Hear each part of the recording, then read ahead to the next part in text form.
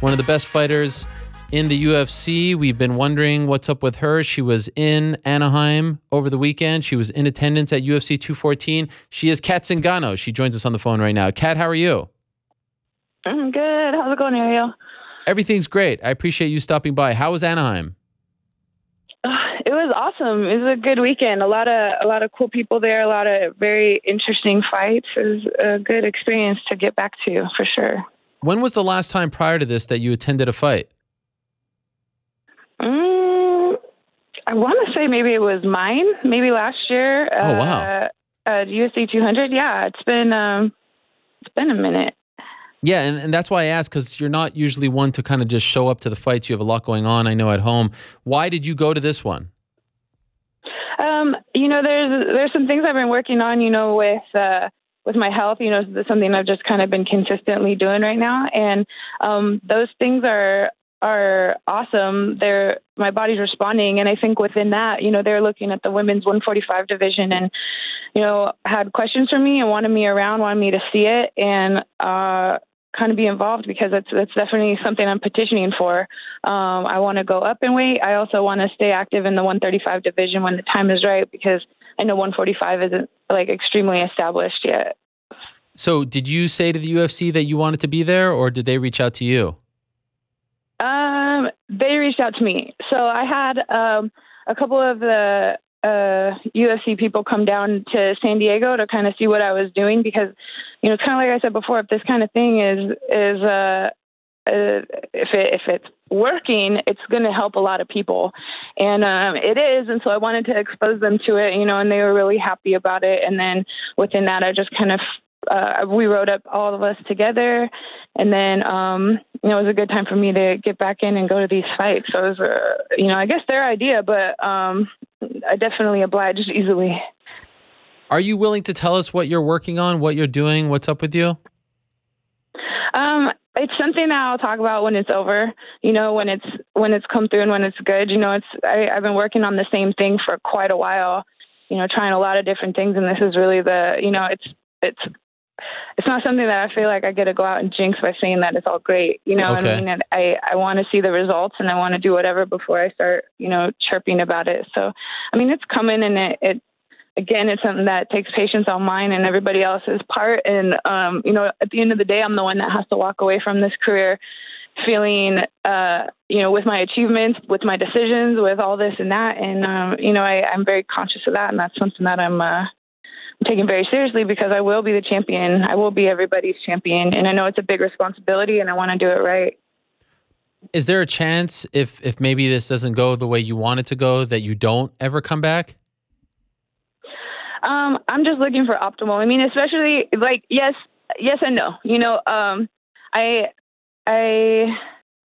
don't know. I'm putting myself first. I'm putting my kid first. All of that, But I do think it's better. I'm not accepting the fact that it won't be. Okay. But, there's a big thing too, where it's I know I have the heart to get through any fight. These last couple, I've fallen on my face because I didn't deal with this thing, and so I'm dealing with it. And the biggest person on my radar, well, the two I'm on my radar at this point would be Amanda and Cyborg. And because I beat Amanda, I feel like she should want to fight me. We had a conversation in Vegas at the athlete retreat. Where she was like, "Why are you mad at me? Why do you hate me?" I'm like, "I have to hate you. You have what I want." I mean. On top of it, I never think of you. So, I mean, I'm honored you think I think of you, but I don't. And then with Cyborg, this is a winnable fight for me, but that is also not a fight. Like, when I'm healthy, none of these girls can deal with me, not one.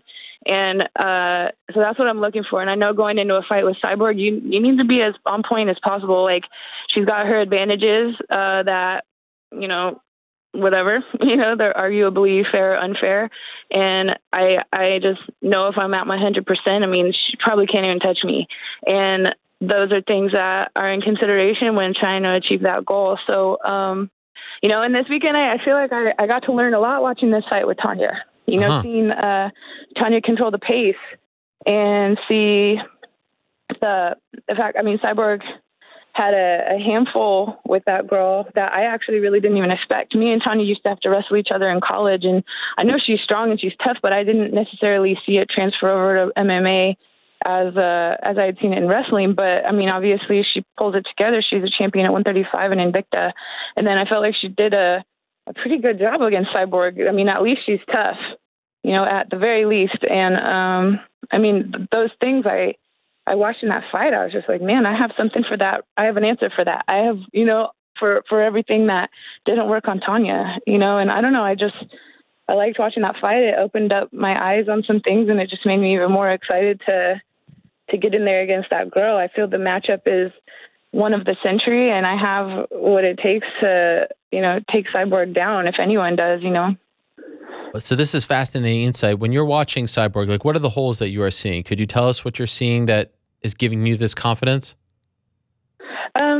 Yeah, I mean, I see, like, I see she kind of waits for you to be up against the cage, you know, and then she comes at you with, you know, some head movement, and then fires off some big explosive shot, you know, and I think a shot being with her hands, you know, and then when she was getting tied up in a clinch, she was very easily being able to put up against the cage. I mean, I believe Tanya took her down too, right? And I think that there could be better cover there on someone like her. You know, fighting against her momentum is good, or at least getting out of her way, kind of like Toro with the bull, you know?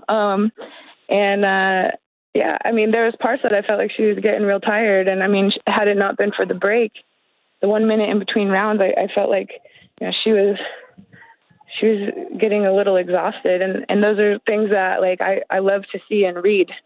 And I'm very, very conscious of when those are happening. And I don't know, just some of the biggest things she was throwing. I mean, she's got aim and she's got power, but, you know, as do I, and I have very good timing. So it's, you know, a very aggressive person against a very aggressive person. And, you know, the places that she's strong, I am also strong, but I'm strong in other places as well that, you know, we haven't seen a whole lot out of her. So I don't know. I take a shot. It looks really fun. And I feel like I've gotten a lot of information based off of what I saw. Do you feel like she's lost a step? I don't know. No.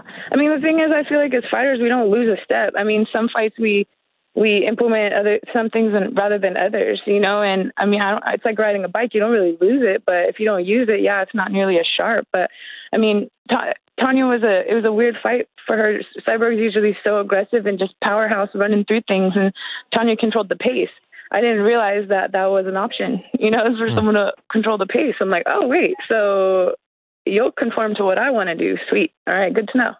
Wow. I mean, when they were searching for an opponent for Cyborg, did they offer this to you? Yeah. And so me and Cyborg were offered the fight earlier last year, and it was going to be for the 145 belt. And I had said yes, and she had said no.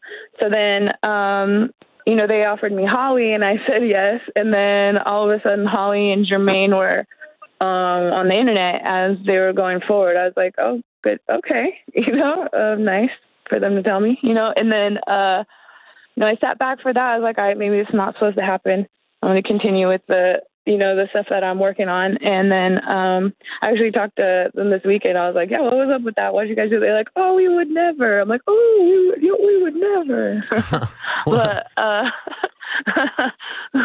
But then, yeah. So when when they were giving Cyborg the shot, you know, I was like, okay, well, I think I could beat her. The UFC roster is very small at that magnitude too. And then, you know, there was a lot of UFC high brass calling me like, we know you're the one that can beat her. Like, what do you need? We'll send you to the Performance Institute. We'll do this. We'll do that. Like, what do you need? Tell us what you need and we'll get you ready for it. And I'm like, okay.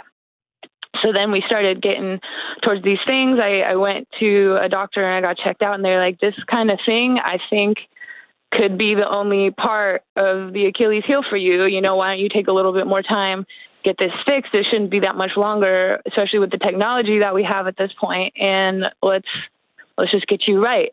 And, you know, cause again, I realize that the educated fan, the right person, right people can see that, you know, these last couple fights weren't me, you know, and, what I got in the fight versus Amanda. So that's 3 years of like not dealing with it. And now I'm dealing with it. And so, getting that thing right, getting everything perfect with that, like, I think people see the potential of how it's going to go. And I mean, I believe it. And if everyone's kind of agreeing that me doing this extra to work on this, there's a lot of longevity in me going out there and leading a nation. And that's what I plan on doing. You say that what you got when you fought Amanda. Do you mean like you actually got it in the fight or during that training camp? What do you mean by that? Yeah, I mean, that was a beast of a fight. You know what I mean? The whole, right when I went out with her, I went, my intention was to go to the ground the entire fight. I locked up with her. I tried to lateral drop her, but I had the wrong tie-ups on her arm, and I just flipped right off and pulled her on top of me, which was like the one place that my coaches were like, do whatever you want in this fight. Just don't end up on bottom. And I pulled her right on top of me. And then that first 4 minutes was exactly why you don't get under her, and then she went for my knee, and my knee was the catalyst for my time off, and he was the catalyst for some pretty dark moments in my life. And when she went for it, it just pissed me off. And then I decided I wasn't losing to her anymore. Okay. The rest of it was punishment. Have you been told, okay, we think around this time frame you'd be able to come back? Like if everything continues to go the way it's going, good signs, it's moving in the right direction, you'll be able to come. So I talked to them when I talked to them this weekend. Every question is when, who, where, and I have my eyes on the top between the two of those girls, but at this point, I mean, I do have some other girls that, like, should I not get those fights, I would definitely want to go for. I think. But could you return this year? Yeah. Is that your plan? With the results I'm getting. Yeah, okay. My results. I mean, I'm looking, in a perfect world, I'm looking at October. Wow. I like the sound of that. I like the feel of that. Like, if things are consistent and the growth is consistent, like, it shouldn't be a problem. So that's, the month I was dropping this week. And like I said, if the response is still the same, and that's what I'm doing, that's what I want. I kind of feel like you're on the short list for Cris Cyborg. I mean, I know Holly Holm's name has been discussed, but they clearly wanted to make that fight in the past. You clearly want the fight. You're actively campaigning for it. Quite frankly, I wouldn't be surprised if you get the fight next. Yeah, I mean, the thing is, too, is Cyborg's on, like, I think this is her last fight on her contract. I think that So she has one fight left, but if she doesn't get the fight before October, then her contract is up. No, I think like, you fulfill your contract. So I think after the fight with Tanya, she gets one more fight. Now, there's going to be, I mean, and I don't know how much say she has in it, but if she retires at this last fight and does something different, or if she resigns or whatever, I mean, she's, probably got who she wants to fight and how that's going to go a little bit picked out as far as retaining the belt. I don't know. This is my opinion as to why she denied fighting me earlier. But I mean, realistically, I'm trying to figure out what girls would want to go up to 45 to fight her. And realistically, I mean, me and Holly are both very game.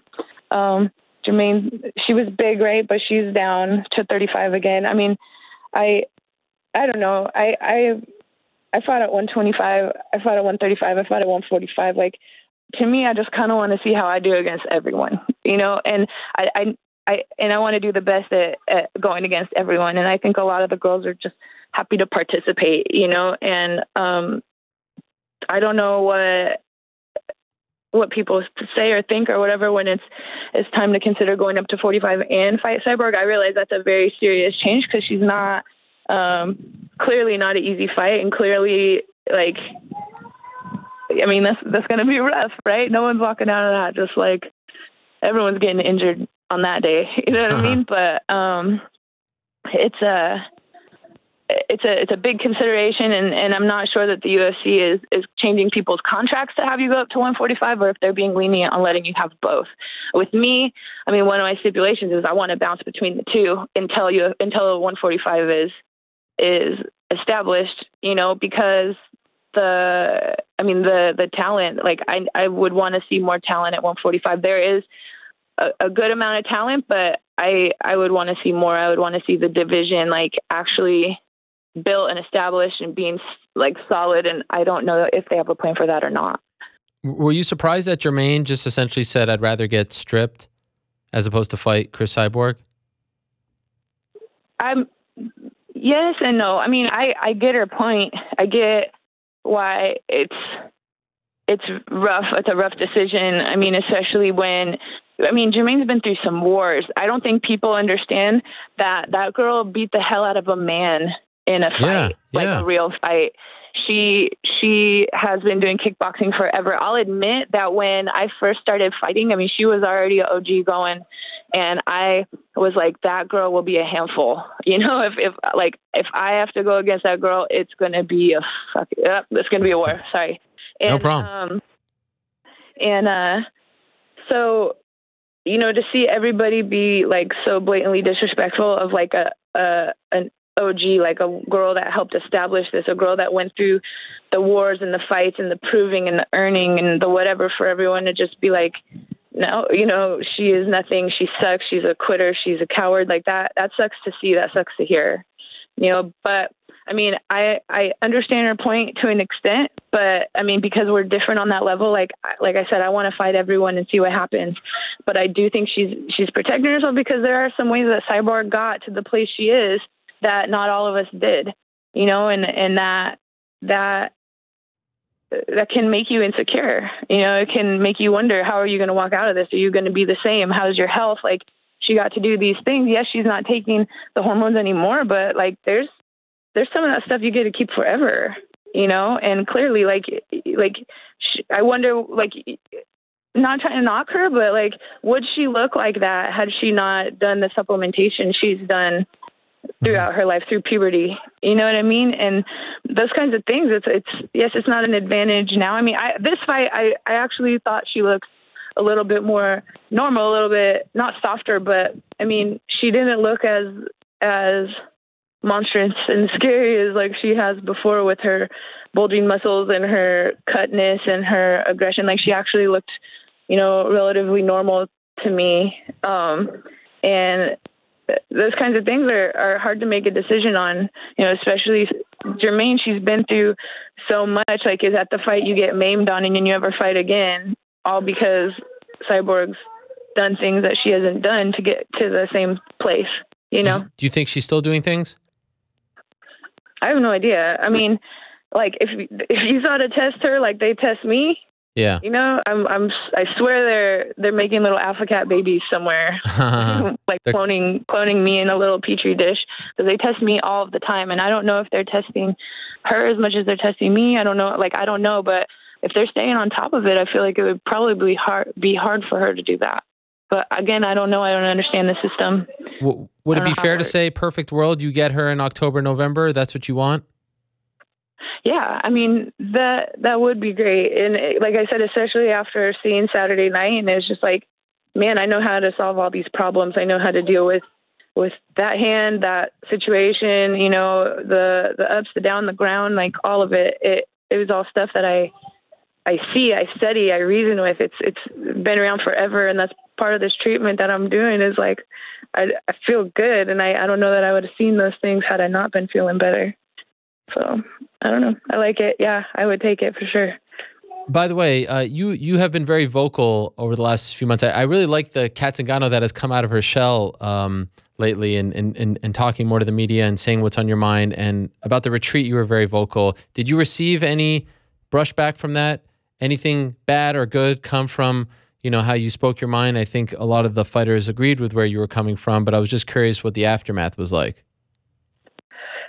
You know, the thing is, I get this brain mouth where I just talk as I think, and some of those things end me up in trouble that I kind of have my whole life. But at the same time, like, some of these things need to be said, and it's not necessarily going to make a difference or make a change. Yeah, I mean, I guess I can, like, probably, I feel like the UFC, like, they love me, but they don't always like me, you know, like that parent phrase where they're just like, what the hell, you know? But I mean, do you remember The Simpsons, right? The Simpsons used to always like pick on Fox and make these like things that were like Yeah. ripping Fox apart for how they treat them and how that stuff. And it's like some of I mean, they made it funny, they made it comical, and to an extent, like that's a little bit how I feel. Where it's like some of this stuff is just crazy, you know. But it's not like they don't know. It's not like all these fighters don't know. Like it is pretty. Some of the things are just off the wall, but there's really nothing we can do about it if we want to fight, and if we want to fight at this level on this platform. And maybe there'll be a change someday. I know I went to breakfast with Dana one day to kind of talk to him about some of these things that I have going on, and he said that there's some big changes coming up, and he seemed pretty confident that they were going to benefit everybody. Huh. We'll see what that means. Like we'll what? See what that means. I don't know. You think he's telling me? When did you go to breakfast with him after the retreat? No, so he came down.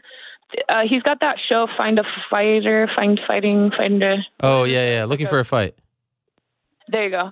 So he came down here. I was doing the commentary for a show down here in San Diego. Yeah. Eric Del Fiero put on, is like CFFC, I think. Yeah. And I was doing the commentary for that show, and he showed up with Matt Serra. I'm good friends with Matt Serra too. So I went over to say hi, and I've been bugging him like, I need to talk to you. I want to talk to you. I have things I need to talk to you about. Talk to me, like being a squeaky wheel. And he was like, okay. So while he was down in San Diego, we went, and it was the next day after that fight night, whatever, and went and talked to him about all these different things. I wanted answers. I wanted, confirmation. I wanted to work out a plan and game plan, things going on with me. And, it was just some of the questions I had, his answer was, there's a lot of changes coming up. Probably within the next, at the time that was March. So he said within the next 18 months. And again, I'm like, is it the kind of changes everyone's going to like as in Reebok, or is it the kind of changes everyone's going to like as in, what capacity? Right. So we'll see. I don't know what it means, but, I got my ears open. I'm excited to see what change there is, Okay. All right. Well, that's good. I must say, great to see you. I didn't actually physically see you, but I saw on your Twitter, you were at the fights with your son, and he seemed to love getting photos with a lot of the fighters. I thought that was really cool that you brought him along and were able to get photos with some of the biggest names backstage. He must have loved that, right? Yeah. And, it was cool to be almost in a neutral position, like to have my little boy there. It's a different hat for me to wear. Like, when I'm mom, I'm very different than when I'm fighter. And to mix those two, I was like, I don't know how this is going to go. There's definitely a switch in me, a shift in me. And, to be in the back and to have him excited to see the people that I see all of the time was like, is really cool. And then he wanted a picture with Holly, which I was like, man, is this awkward for her? Like, am I going to walk away? And she's like, what the hell is that?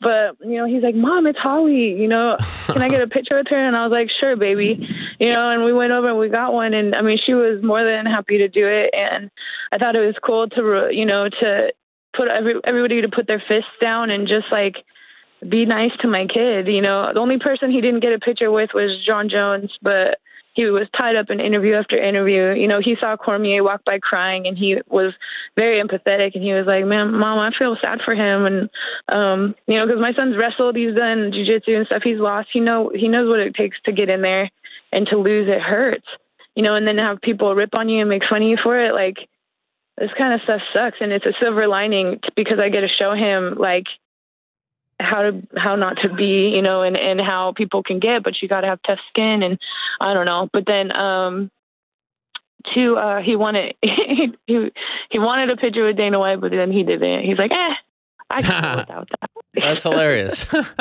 Yeah. That's great. Well, good for you. I'm happy that you enjoyed it, and looking forward to finally seeing you come back. Please keep us posted on whatever it is you're doing. I know it's secretive, but I respect your privacy and respect the fact that you want to see this through before sort of jinxing it. And hopefully that you do get that fight against Cris Cyborg. I'd love to see it.